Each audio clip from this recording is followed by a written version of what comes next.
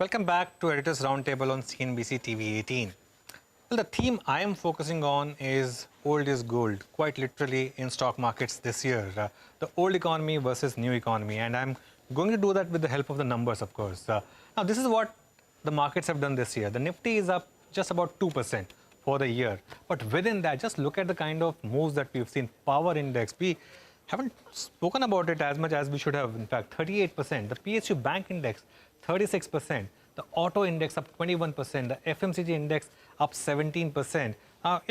For a Nifty which is up 2%, you have four components which are up 17 to 40%.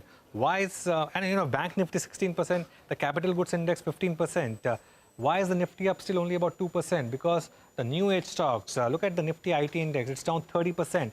IPO index, which mostly comprises of all the new age stocks, is down 27%. And the Nifty Digital is down about 26%. This is further corroborated by individual stocks. Coal India, in fact, before Adani's entry, this really was your Nifty stock of the year, up 67%.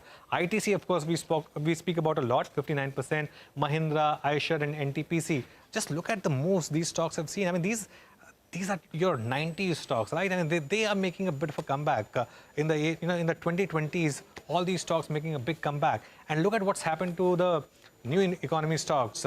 I'm including IT also in that, of course. Wipro is down 46%, Tech Mahindra is down 41%, Info Edge is down 31%, and of course we've spoken about all these new listings. Zomato is down 54%, Nykaa is down 52%, and Nazara Tech is down 42%. But I tell you what, this is not just restricted to India. Look at what's happened globally. For example, in the US, the Dow Jones is down 12%, but the Nasdaq is down 32%. It tells you a story, right? And again, the same story over there. Just look at the top performers. Occidental Petroleum up 148%. ExxonMobil up 76%. Chevron up 52%. I mean, these are really the stocks, as old economy as they can get. On the other hand, look at Meta. It's collapsed 71%. Cisco and Verizon are also down around 30% or so. So there's a story here, the global story, which has played out in India as well. Of course, in India, we've had our own factors as well. But it's telling half the story. The real reason these stocks have collapsed, a part of the reason is these stocks had ballooned in 2021. Post-COVID, multiples, not stock prices, multiples that these companies were trading with became 3 to 10 times of their average multiples. That was just humongous, and that's because free money was chasing these stocks. Money was available at zero interest rate, and that was ballooning up the valuations of these companies. Work from home was assumed as the new normal in 2021. Come 2022, a lot of things changed. COVID, of course, is no longer a pandemic.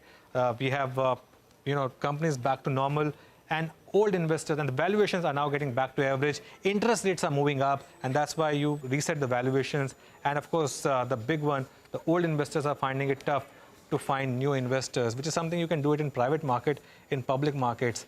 That's something which is, of course, tough to do. So that's what I thought I'll focus on. We have a guest joining us now. Shibani Sircar Kurian is joining us. She's head of research at Kotak Mahindra AMC. Shibani, hi. Good evening. Thanks a lot for joining us. Season's greetings. Are you buying any of these digital or new age economy stocks in the kind of collapse that we have seen? Hi, good evening, and season's greetings to you as well. The way we are approaching markets today is that sectors which have more demand coming in from the domestic side are possibly better placed. There are a significant amount of uncertainties that are still prevailing from a global macro perspective, both in terms of growth, inflation, as well as interest rates. And these would have a bearing in terms of sectors which have global linkages, especially where the technology sector is concerned. As you were rightly saying, one of the reasons that we've seen a significant correction where tech is concerned has been the multiples. So when COVID struck, there was significant amount of preponement of demand, and it was thought that the digital transformation story would be something that would be a structural phenomenon. However, now, given the global macro parameters and the global growth uncertainty that is coming through, there is a question mark in terms of the revenue trajectory for some of these tech companies. Now, while multiples have corrected, but when you look at multiples today, multiples are still higher than their long-term average trends. So it's not that multiples have corrected below long-term average levels. As you rightly pointed out, NASDAQ has corrected sharply, and today NASDAQ would be trading at multiples which are in line with long-term averages, but the same is not true for Indian IT as an index and as a basket. And therefore, from our perspective, we are still fairly cautious on the IT space. And if you look at the commentary of management commentary has also changed considerably over the last quarter to becoming more cautious. We are more positive on domestic stories, which include manufacturing, industrials, banks, and automobiles in our portfolios. All right. Hi, Shibani. What about the railways? You know, Nimish put together a very interesting theme in there. And there are a couple of stocks that look quite interesting. Some of them monopoly stocks as well. Does that excite you? Yeah, so, hi, Nigel. Good evening. So, when you look at the entire CapEx story, we do believe that a lot of the CapEx will be driven by public sector spends, which has been the case over the last few years as well. And railways would be one of the segments where incremental public CapEx and the government expenditure flow would go through. Of course, one would have to evaluate some of these stocks on a stock-specific basis, but we are fairly confident and positive in terms of government continuing on their public capex spend, specifically railways, roads, ports, as well as water being the three or four key segments of spend coming through.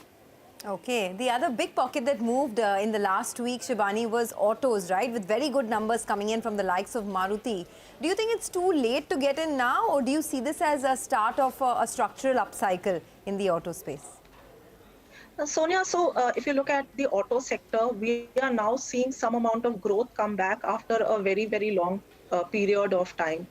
So what we believe is that over the next few quarters or so, we will start seeing some degree of normalization of growth trends to the post the kind of uncertainty and caution that we have seen in the past.